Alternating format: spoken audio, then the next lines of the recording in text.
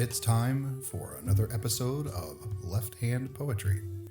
I'm your host and poet, Rob Murray. Just like that company you ordered the gift for your partner from years ago, and yet you still get emails from them popping up in your inbox occasionally, I have returned for another week and another entry in my Rejected from Taco Bell Quarterly submissions. This week it's not a poem, it is a short little essay that I call Astrophysical Considerations During Fourth Meal. Astrophysical Considerations During Fourth Meal. Though it's not often spoken of outside the realm of certain secretive, hunger-addled academic circles, it is a well-confirmed fact that the universe we inhabit is taco-shaped. Taco shell-shaped, to be precise. Arriving at this conclusion was a matter of long discussion, measurement, and sending out for fourth meal, as this piece will demonstrate. Many theoretical astrophysicists lost sleep and needlessly went hungry as they debated the merits of the various potential shapes to which our existence might conform. The leading contenders for most of the early deliberations were the aforementioned taco shape, but also donut shape and egg shape. The egg shape was dismissed early, as universal cholesterol levels were found below what one would expect if the universe were a giant egg. The donut people held on for far longer than anyone thought possible. But when a crunch sound and a distinctly yellow color were eventually discovered lurking in the cosmic background radiation, it was all over for that group.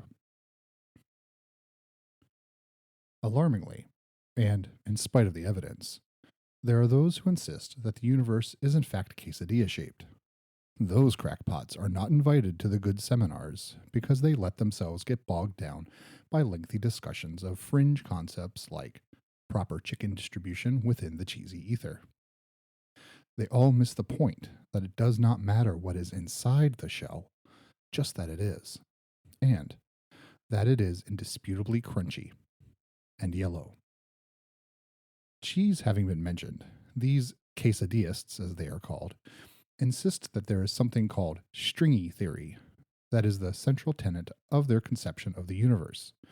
But as copious amounts of data from the Arecibo Observatory, the Cosmic Background Explorer, and other VEI, very expensive instruments, all point to a decidedly hard-shelled nature enfolding our entire existence, these stringy types are often humored by those furthering the proper understanding of the yellow everything by being given unsolvable equations involving queso viscosity to keep them busy and out from underfoot. They never seem to notice, which should tell you everything you need to know about quesadillists and stringy theory.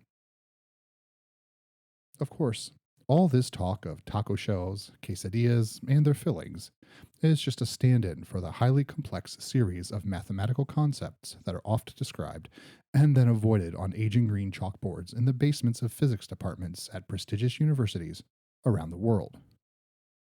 This usually happens because 3/4 of the way through writing out the proofs that would lock in the crunchy yellow nature of the universe and shut up the quesadillists once and for all, the astrophysicists find themselves starving and take a break while the research assistants are sent out to pick up some fourth meal. The rest of those sessions devolve into the familiar old arguments of hot versus fire, and after too much Baja mist, maybe it's all a giant burrito after all. So yes, the real work left is in completing those proofs, and then quantifying the contents of the crunchy yellow shell we call home. This work will ultimately give to humankind the best recommendation for which sauce, liberally applied at intergalactic intervals still under calculation, will bring about universal harmony. Fire sauce is the early favorite. Again, that was Astrophysical Considerations During Fourth Meal, available nowhere, especially not in the Taco Bell Quarterly magazine, which you can find at TB Quarterly on Twitter and get to their website from there. Because frankly, right now, I can't remember if their website is tbquarterly.org or not, but I do remember the Twitter handle. Also, check out lefthandrob.net. That's where all my stuff is. This episode, of course, last week's episode with a rejected item from TV Quarterly, and all my previous episodes, some other writings, and links to my books. I would love it if you picked up a copy of one of my poetry books featuring poems previously read on this podcast right here, and some poems I haven't read yet. If I start to see some interest, I might feel a little more inclined to record some more episodes.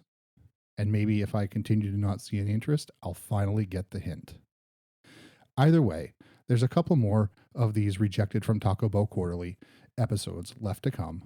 And maybe in the future, if I continue to not be published by this amazing magazine, which I recommend you check out online. That's it for now. And this has been Left Hand Poetry.